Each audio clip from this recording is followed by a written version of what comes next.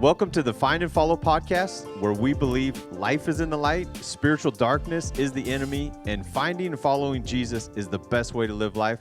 I'm Scott Langhans, your host. Today I'm joined by Kyle, the U.S. Open wearing Kingsley, Craig Langhans, and our very special guest, my wife, Amy Langhans, decided to join us on the podcast. I did. Yay. This is super great. Now, I just want to start from the get-go. Did you volunteer for this, or did somehow I can coerce you to do this? No. I said, I'll be on that podcast with you. Okay, this is great. You follow Jesus, and you want to talk about it. Right. And you're our very first woman to be on the podcast. Yay. Right. So if you want to be on the podcast, talk to Scott. This is going to be the best podcast ever. Seriously. You just raised the bar already.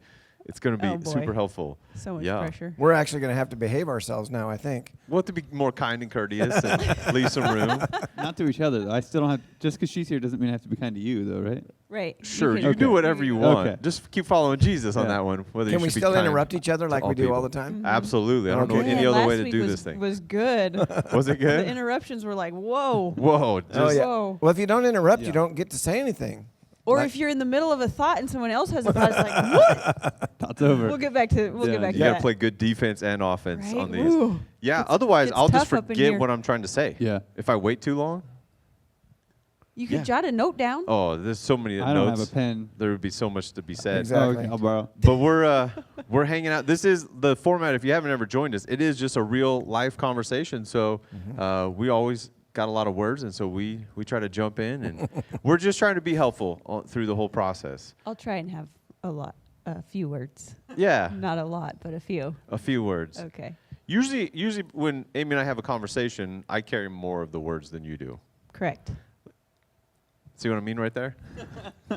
Yes. We break Example A. the stereotype of like, well, the ladies, they have so many words and they talk a lot and they just want to have a conversation and talk about it. That's not true in our You're the relationship. talker? I'm the talker. Mm-mm. Yeah. Yeah. That doesn't I'm more the surprise me at thinker, all. processor, and then I'll get back to you. Yeah. Now that you have a plenty of words, especially if we get on a fun topic or a thing you're Right. really excited It depends about. on what we're talking about, for It sure. does depend on it, but Yeah. So today we're talking about Jesus. Yes. like when it comes to watching do the you have a lot Seahawks to football say? game, I got very few There'll words. be a little bit. Yeah. Yeah. Football games? Football games, when it We're comes trying to to Seahawks, talk about Jesus I and have very you're few talking words, football. and then amazingly, once kickoff happens, you instantly have a ton of words and You a know, million your mind just questions. starts to wonder, and then you just start asking questions, and you have things that you find on your phone, and you want to show him, and How's that work for you, Kyle, at your house? The first half is really good. Third quarter is nap time for Lindsay, like every week. oh man, Nap yes. third quarter, and then she'll wake up at the end of the fourth quarter to watch the end. Like That's like pretty much every week. That's pretty much the way you should watch a football Yeah. game. Get a little Every bit week. of food, some snacks, take a nap, Yep. and then watch the exciting Yep, end. it's like lunch, get home from church, watch the game, whether it's live or recorded, and then third quarter she's asleep, and then she'll wake back up for the end of the game. So she pretty much has it dialed in. Yeah, That's- she loves it. That's awesome. That's yeah. a good plan. I That like is. that schedule.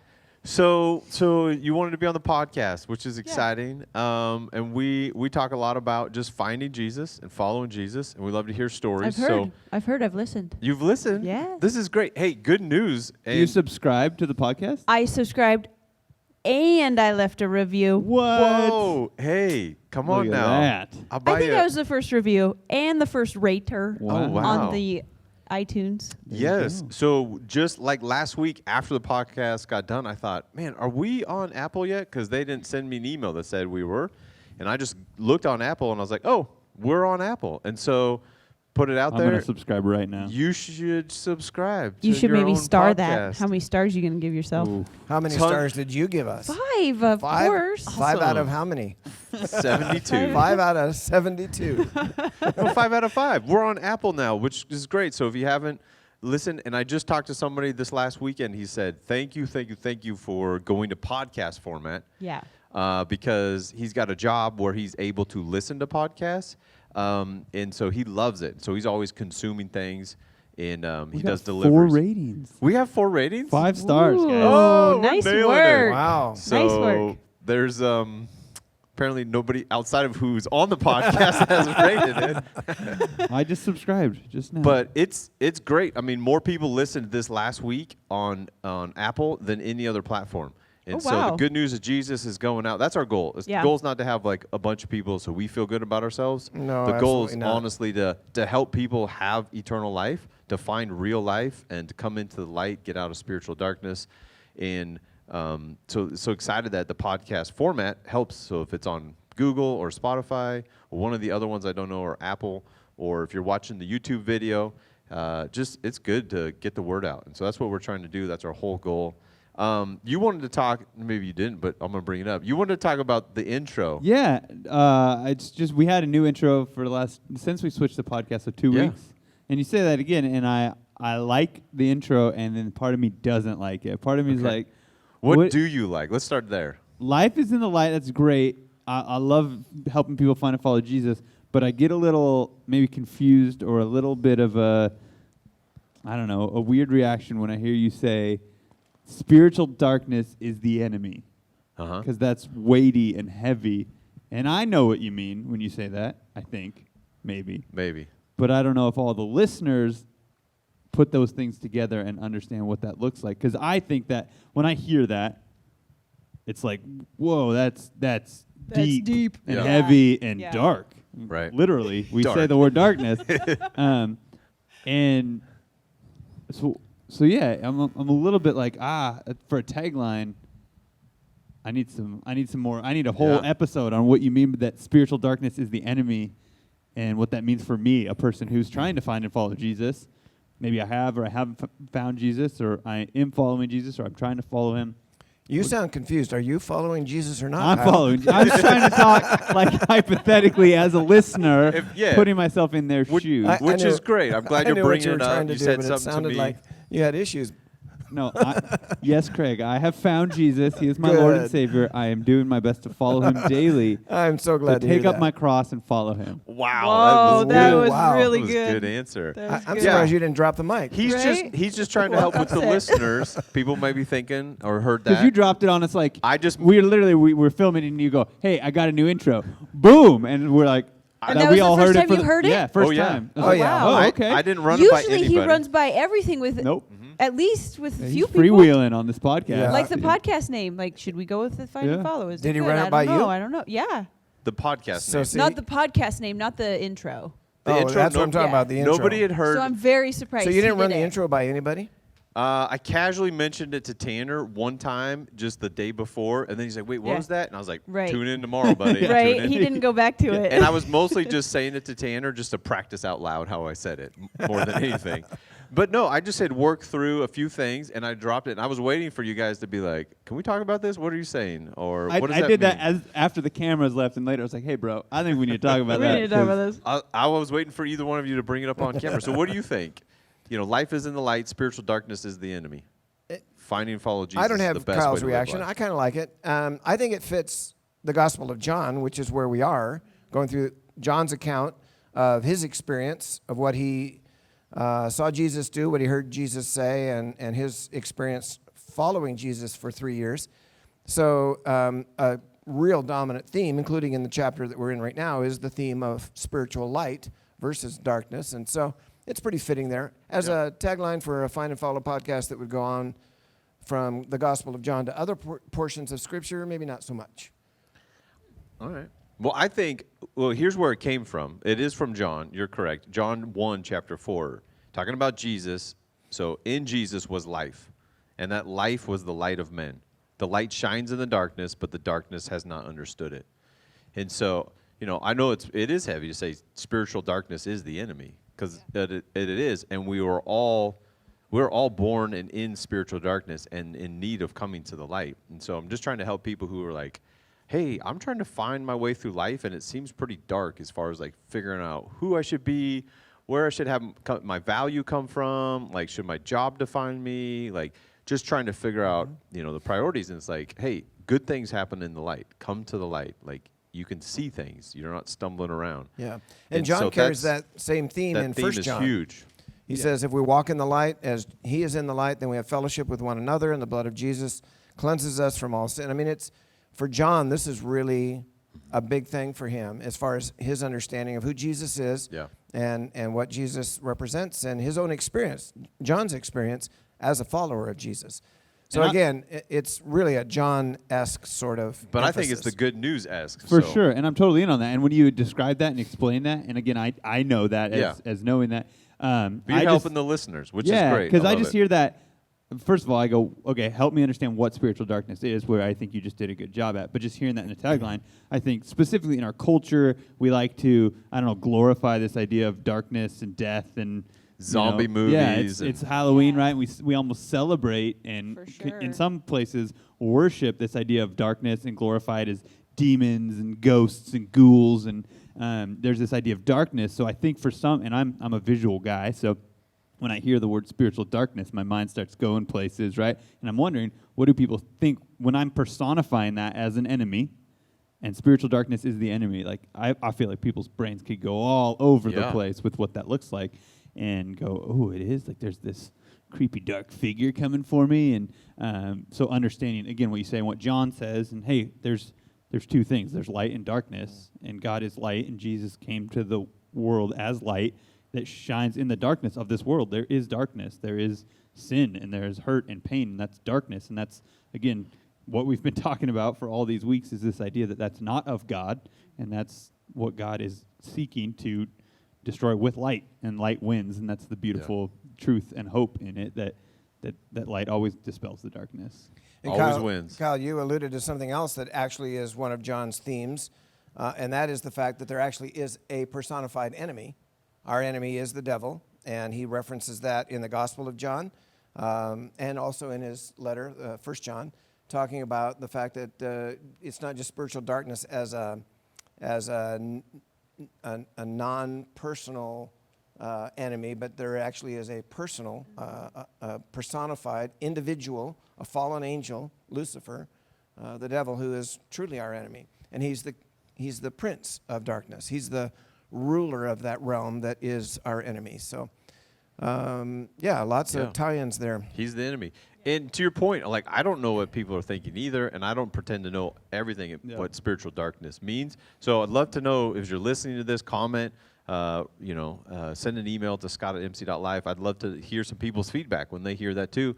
But life is in the light because life is in Christ. Babe, you got to jump in here, or Amy. I'm going to try to call you Amy today because I call that guy over there Dad, but on the podcast I call him Craig. Okay. I just thought it'd be weird to call you Babe all the time. That'd be fine. I'll call you Amy. I might answer to it, but what's that? What's that? Who's he talking to? Who's the By babe the way, around here? By the way, you were soliciting some feedback from our listeners and watchers, and on that note, some of our best conversations have been around questions that we've received. Yeah, absolutely. Just a reminder, if you're watching or if you're listening, we'd love to have your question, something that we can kind of sink our teeth into and have conversation around.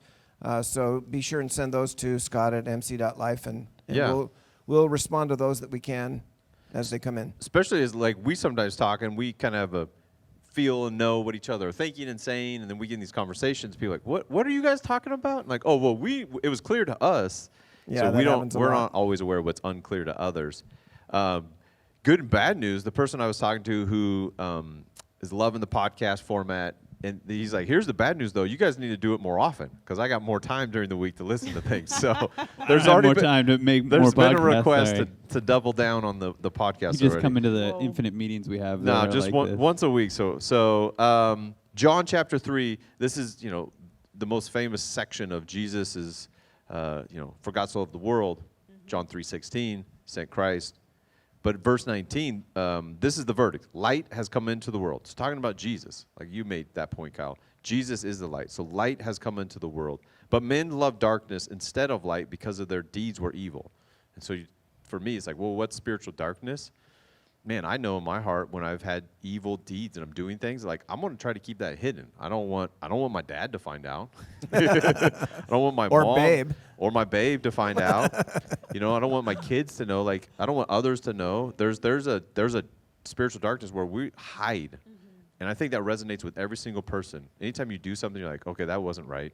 There's shame, there's guilt, there's an immediate, I'm going to hide that, hide in the darkness. Let's turn the lights off and pretend like nothing happened, like I'm not aware of it. But he goes on, everyone who this is Jesus. Everyone who does evil hates the light and will not come into the light for fear that his deeds will be exposed. But whoever lives by the truth comes into the light so that it may be seen plainly that what he has done has been done through God. And Jesus is just saying, hey, come into the light. There's forgiveness, there's grace, there's mercy, there's acceptance. And that's where real life is found, eternal life. And so that's Absolutely. that's the background of the gist. It is John inspired as far as the emphasis of light and darkness. Yeah. But it's the truth of life is in Jesus, and you can be in his kingdom or you can follow Satan, which leads to death and destruction and live in darkness. So, yeah, that's where it comes from. You Amy, made you have that to chime in here. clarification. You know, you have to jump in here with your thoughts. You got any thoughts on light and darkness and the intro? I actually didn't catch it last week, but that's okay. It's been going on a couple weeks, but that's Right? okay. It's all right. Probably because it didn't, we live in darkness and we fight that. Like Yep. you were saying, the culture around us has made it seem normal to have darkness and be okay with that darkness. I remember when I was little, it was like we didn't celebrate Halloween because it was darkness and you don't do that. And now it's like everywhere and they have the Halloween stores and people decorate specifically for it. And it's like, but I've never been drawn to that side of, because it's always been darkness to me. Like, ooh, I don't like that. I don't want to live in that. It's I don't want to have creepy. that around. Yeah. But we all have that in us. Like, I don't want to live in that. Yep. It's not comfortable. It's not where I want to stay. It's not where I want to be. So, love to hear people's stories. So, you're talking about when you're young, but so how Yes. did you find Jesus? Ooh, I found Jesus. Well, I grew up in a home where we went to church every Sunday. I went to a Christian school, only a Christian school. And so I was surrounded by all the things. The felt board, we had the hymnals, we had the stories about Jesus and all of the things. And we did Sunday morning church, we did Sunday evening church, we had Sunday school in between there.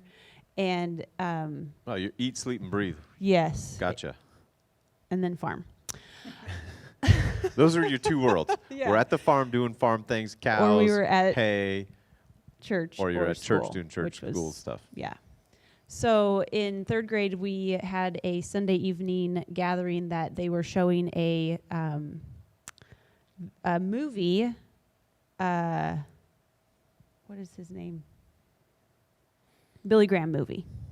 And so we went and we watched it. And there was just something about the message. I don't really even know exactly what the movie was about, but something about the message and the way they presented it was like, I don't want to die not knowing that I'm not going to live with Jesus. So I gave my heart to Jesus that night, and with actually my best friend's dad. Him and I talked about it, and so he led me to the Lord. With Phil? And yeah, All right. Phil Altmeyer. And so growing up and being part of like Sundays, and we had Bible every day at school, and we had chapel on Wednesdays. So it was like all the time we had Bible class and Jesus.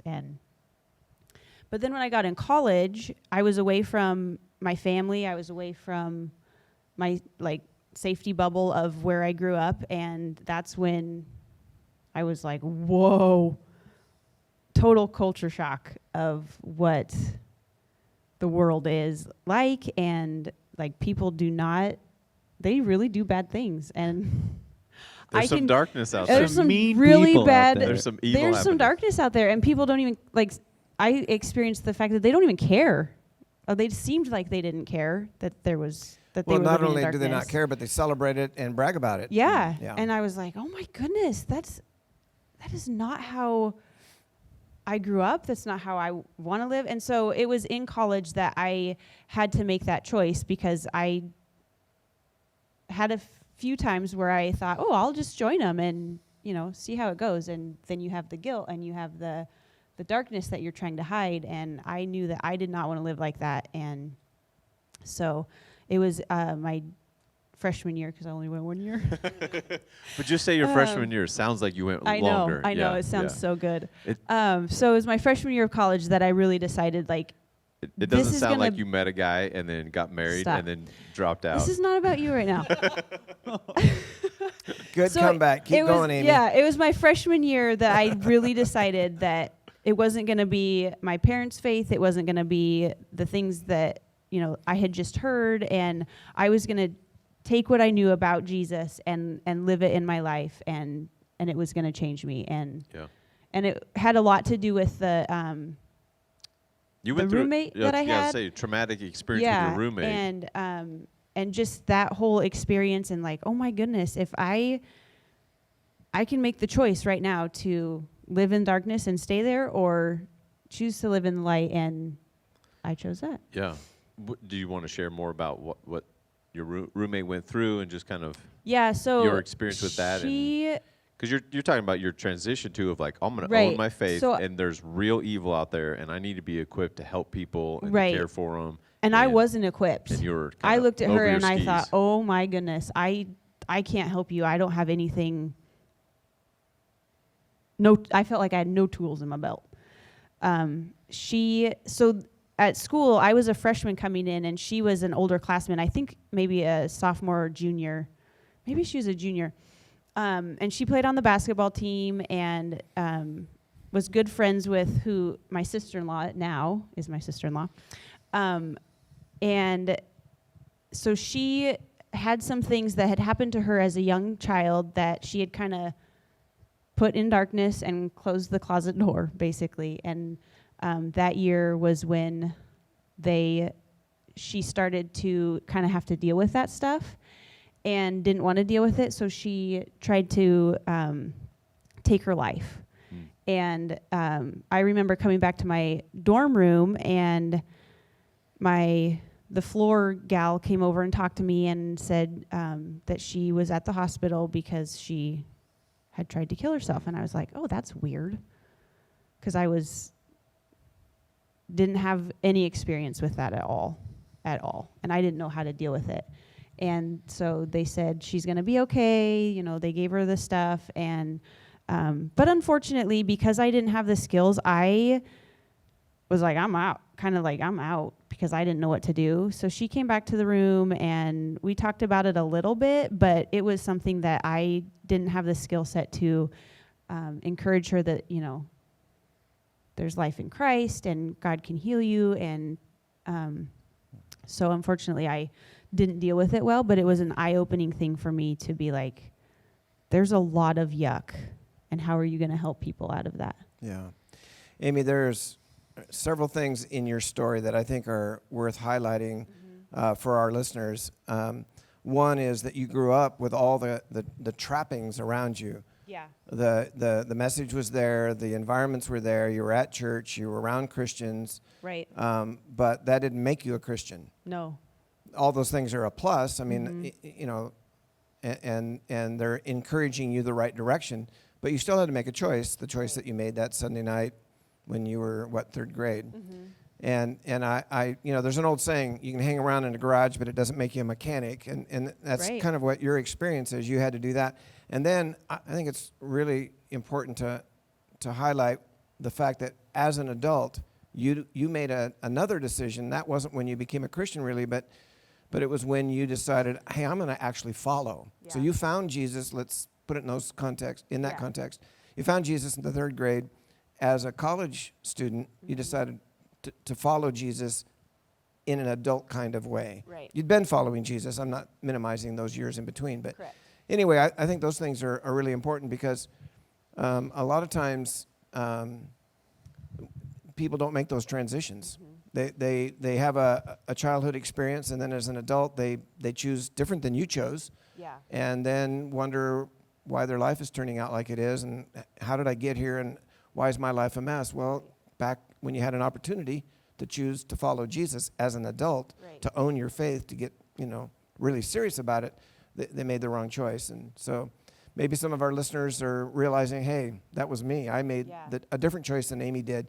And the good news is it's never too late to It's do never the right too late. thing. Right. So I want to encourage you to do what Amy did when she was presented with that opportunity. If that's you, make the decision to own your faith, to follow Jesus, and say, you know what, I don't want to live the way people who live in darkness live. I want to be a sincere and authentic Jesus follower, and by His grace and mercy, do my best to live the life that He wants me to live. Right. And another thing about your story too is that you had that early experience in your, as a young girl, and then as an adult follower, making the decision that you made, you realized that you didn't have the tools that you needed to be. But I'd be interested in finding out what the journey's been like since then, because I think, well, I know you well enough to know now you do have a bunch of tools in the tool belt. Tell us about that. You went from, gosh, I don't know how to help you, and I don't even know what to do to deal with you, to here you are in a podcast, and you yesterday in this very room led a Bible study. So talk to us about that part. You reconnected with your roommate. Like, Right. you guys didn't stay connected really Correct. after college. Yeah. But then you did reconnect, and her story is turning out better. And Right. I mean, and God has redeemed her, and it's really amazing what God has brought her through and done in her life. And I think that's part of that answer, though, your proactiveness to reach out to her again. And yeah, right. Because even a few years ago, I didn't want to reach out to her. I was friends with her on Facebook, but that's nothing. And to like take the step to be like, hey, I've watched your life, and I'm proud of the choices that you've made and the decisions that you've made. And so, yeah. But that's part of it is just understanding that I have more, even though I don't have that story, like some people have that crazy story of God redeeming their life, but I do have a story, and it looks different than some people, but it can be just as encouraging and just as helpful. So yeah, just understanding, because I struggled with that for a long time. Like, I don't have anything that God's really done in my life, but I do. I mean, He saved me, and He chose me, and I chose to follow Him and find Him and make Him part of who I am. So just realizing that it doesn't have to be something like horrible that you came out of. It can just be your choice to surrender your life to Him. Yep. because the power is in Jesus and not Right. in us, Right. in our story. And I think that sometimes we share this not sensationalized, but people's story that are on the more extreme side. Correct. And it's like, oh my goodness, dude, you were in darkness. You needed like to turn your life around. And it's a really dramatic 180 shift. Right. And we go, wow, God's awesome. And then we look at someone else and go, oh, okay. Because we put too much emphasis, I think, on the person. Yeah. It's not the person who changes. It's God who changes us. God Mm-hmm. changes each and every one of us, and it's a miracle for each and every one of us to have, to come into the light and have new life in Christ and to be restored. Mm-hmm. And on that note, Scott, one of the biggest miracles of your story, Amy, is that you were in the middle of all those Christian things in that Christian environment, and yet the Holy Spirit made it clear to you, hey, that's all fine and good, but that does not make you a Christ follower. You have a decision to make, and you made it in the third grade. And even your roommate in college, and you in college, having to make decisions to follow. And that was a And Christian university. You're at a I was Christian university. college, yeah. Yeah, so if you're Yep. listening and you're, you say, well, I go to church, or I'm at a Christian school, or I go to a Christian college, or I hang around Christian people, that's all great and fine, but that does not make you a Christ follower. Right. Your choices do, and the grace of God at work in your life is what makes you a Christ follower. Yeah. Yeah. We're in chapter 12 of John, and John, is recording the life of Christ as an eyewitness. And Yeah. so far, we have not seen Jesus invite anybody to be a Christian.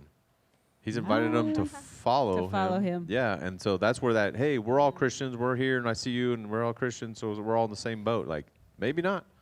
Maybe not.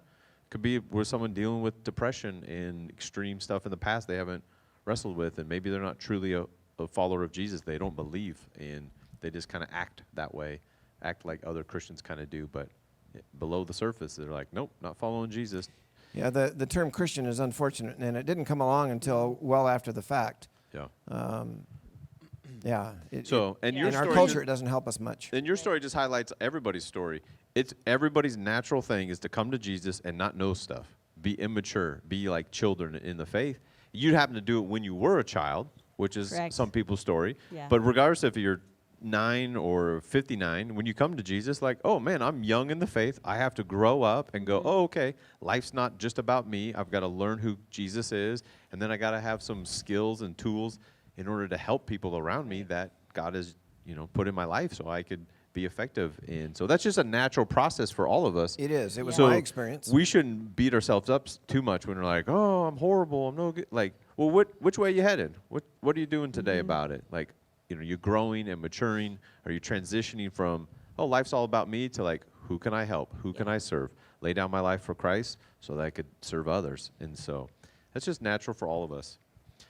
So John chapter 12. In the last few minutes here, we've been talking about Time goes by really fast. the death and resurrection, and as Jesus is coming to town, and people are excited, they're celebrating him, and then we're going to get in here. I forget exactly where we left off last week. I think we got through into verse 20. That's right. right. Yep. Like we talked Yeah. about Yep. the Lazarus and the people That's not kinda where I understanding.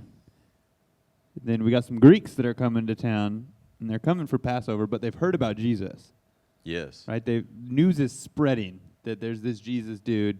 Obviously, he's doing some crazy things. Lazarus He's back from the dead. raising people from the dead. So like, hey, we heard about this guy. Can you introduce us? The word on the street is there's this dude healing people, giving blind people their sight back, raising people from the dead, and they know an inn. They find Philip, I guess. They recognize Philip, and they're like, hey, bro, will you introduce us to your friend?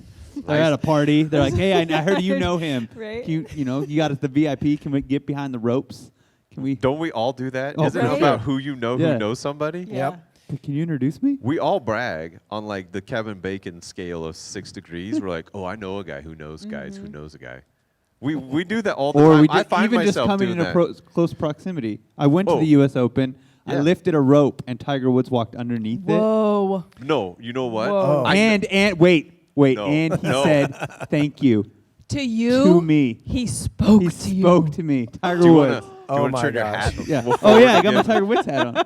But you know what's better than that? No. I know a guy who went to the U.S. Open who lifted a rope for Tiger Woods, and he said thank you Yeah. to me. Yeah. That's how those stories Yeah, go. exactly. There's one that's better than that. Oh, there's Because really? I know a woman who's married to a guy Guy. who knows a guy Wow. who lifted a rope. Wow, for Tiger Woods. I know you, Amy. And that'll change our lives. Yeah. Or not. Anyway, that times a million. Times where a million. Jesus is here. So But they're it's like, the same thing. yeah, Like, kind hey, of. we know a guy who might know who Jesus I am not is. equating Tiger Woods to Jesus. I want to be clear we'll about that. Stop But- that train, and we'll back on this track. But actually, Philip kind of does take that approach. He says, yeah, I know a guy, Andrew. So I'll go talk to him about it. Seriously, go verse talk to him 22. about it. Philip Yeah. came and told Andrew. Yeah. He didn't go to Jesus. He went to No, Andrew. he went to Andrew. Do you know a guy? Did Andrew have more clout with Jesus? Like, I don't he's know. like, oh, I run That's Jesus' just what it Maybe says. he schedule. was like, hey, what do you think? I know Jesus is real busy, And then, but should and then should Andrew we apparently introduce said, him? no, hey, Philip, come on, go with me. Let's just go just talk to him together. Yeah. So they did. That's all in verse 22. Yeah. So it is kind of, life is a lot about like And who then in you verse know, and then 23, Jesus said, and I know a guy. No, wait a minute. He didn't say that. No. He said something very interesting. He says, the hour has come for the Son of Man to be glorified. So did the guys get to meet Jesus? I think They so. don't ever Did they, say. is it like They Jesus? went together to ask Jesus. right? so- Is there a group there, or what's going Probably. on? But Jesus then uses the opportunity to do what he does, Yeah. to teach. Right. I live by this principle, and I learned it from you mostly. Is like, well, you and it's a Jesus thing. You have not because you ask not. Like, it's okay to ask. And Yeah. so these Greeks, whether they did or not, they're like, we heard about the guy who is the resurrection, miracles, like teaches with crazy authority, Lazarus back. Can we meet him? Do That's you know a him? great dad thing, by the way. Oh. I hear my dad's voice in my head right now. Yeah. What's the worst that could happen? They say no. No, Thanks, Dad. the worst thing is you never ask a lady. This would hurt to ask. Hey, are you pregnant? Yeah, that's Don't that's a ever ask separate- that one. That would hurt. That's the one you stay away from. You might physically get That's hurt on right. that one. You're like, You oh, can't you're do not? that. Oh, my bad. Don't ever do that one. But it just, I think in a lot of times in life, we just don't ask. Yeah. Like to go after something. We're waiting for life to happen to us. And we've talked about it before. Jesus does find us. but he's waiting for us to respond to that. And so Yeah. like, hey, can I get eternal life? Can I get out of spiritual darkness? Can I not deal with depression? Can I get forgiven from this stuff? And just ask, and Jesus says yes. And it's a wonderful, beautiful thing. But Jesus, whether he's talking, I don't know who he's talking to right here. It's not clear to me. Like, are the Greeks there? It's just the disciples. But he goes into this whole thing about this metaphor about him dying on the cross and how beneficial it is. And, you know, the wheat falls to the ground and dies so that it can produce for tons more. Yeah, and he's forecasting his own death. He's not going to be able to save the entire human race or provide salvation for any members of the human race who choose to put their trust in him unless he dies. And so he's forecasting his own death, that through his own death and then his resurrection, he'll be able to reach way more people than he's able to reach as a human being in this particular instance in Palestine. Yeah. And the purpose and the meaning behind it, right? Because again, I think that we've seen and we've talked about almost the disciples just blindness to what's happening and kind of a little bit of them not really understanding. So he's continuing to communicate, and he's communicating the effectiveness and the purpose behind his death and resurrection. And he's using this example of a kernel of wheat that would die when it's planted so that it sprouts, and the ripple effect and the impact of what that means through its ceasing to be what it was, right? It was this, and you would say, hey, that's gone. That's bad. It's over. It's done. The thing is gone. It's no longer here. And Jesus says, yeah, but when you do that, the ability for that to reproduce and to be more effective and to grow this beautiful field or these multiple things is more effective even when it ceases to be what it once was. Yeah. And that's me. Jesus saying, Yeah, that's me. he is the seed, which has created that exponential ripple effect that we say here today with eternal life, immortality, because of what Christ did. He gave his life. Just like now there's people around the world, they're storing seeds, in case of doomsday. Like there's that one seed would produce, stock, and then that stock has more seeds and they could produce more, and then you could replant the whole planet, in theory. And he's, I think, not only talking about the fact that by his own death, he multiplies his fruitfulness in the human race, but he's also saying that to his listeners who are followers, because he goes on in verse 25, he who loves his life loses it. He who hates his life in this world will keep it to life eternal. If anyone serves me, he must follow me, and where I am, there my servant will be also. If anyone serves me, the Father will honor him. And basically, he's explaining to Philip and Andrew and whoever else is there listening, if you're going to be my follower, the same principle that applies to me applies to you. Yeah. If you lay your life down, then there'll be great fruit. You'll find real life. If then. you refuse to do that, then it's like the kernel that remains by itself but doesn't bear any fruit. Yeah. Like we've been talking about on our Sunday gatherings, just find and follow and finding Jesus. You find purpose. Kyle, you talked about that a month ago. And you find grace and you find love. You find real things in life that we're all looking for. That's all built into us, like in our conscience and in our soul is this like desire for God and need for God. And so we got to lay our lives down and serve. And it's counterintuitive to our dark thinking, just to stay on the light and dark theme, to go, hey, if I want more to life, I got to hoard, get what's for me. But it's this amazing thing of how God's built us. The more you give and the more you live open-handedly, you receive back way more than you give away. And it's not always like a one-for-one. It's like an exponential factor. There's a satisfaction for your soul. There's a joy. There's a peace that comes in life. That is when you live open-handedly and live to serve others. And then, I love this, and Jesus is saying that, and there probably is a large crowd, because then a voice from heaven came, and it was like thunder. And how cool would that be to hear the voice of God? Right. Like, terrifying, I think, Right. For everybody. But amazing at the same time. The voice came from heaven. I have glorified it and will glorify it again. Talking about glorifying the Father's name, Jesus said, hey, I'm going to glorify you by this act of sacrifice. And he's like, man, this thing of glorifying God, to worship God, to make his name known, to have just a renowned, just heart towards God. And the crowd was there and heard it, and it sounded like thunder. So maybe the Greeks were there. Maybe they did get to see I and suspect meet they Jesus. were. Yeah, hear the you know. voice. Now, we passed over verse 27, which Okay. I think bears pointing out that Jesus being honest about what he's feeling. He says, now my soul has become troubled, and what shall I say? Father, save me from this hour, but for this purpose I came to this hour. And what Jesus is acknowledging here is the fact that he knows how dreadful what he's Yeah. going to go through This is going to be. hard. Yeah. And not just physically, it was horrific physically. It was one of the most inhumane forms of capital punishment around Yep. that the Romans had instituted. Plus, he gets scourged as well prior to that. And yet, on top of all of that, is the spiritual suffering that he goes through because our sin is placed on him. And he's seeing all that. It's handwriting on the wall, so to speak, and it's dreadful to him. And his soul is troubled, but then it's like, he's very matter of fact, but what am I going to do? Say, I don't want to go through this? Right. No, this is why I came here, Right. Yep. to do this very thing, to 'Cause he- pay this price. Yeah.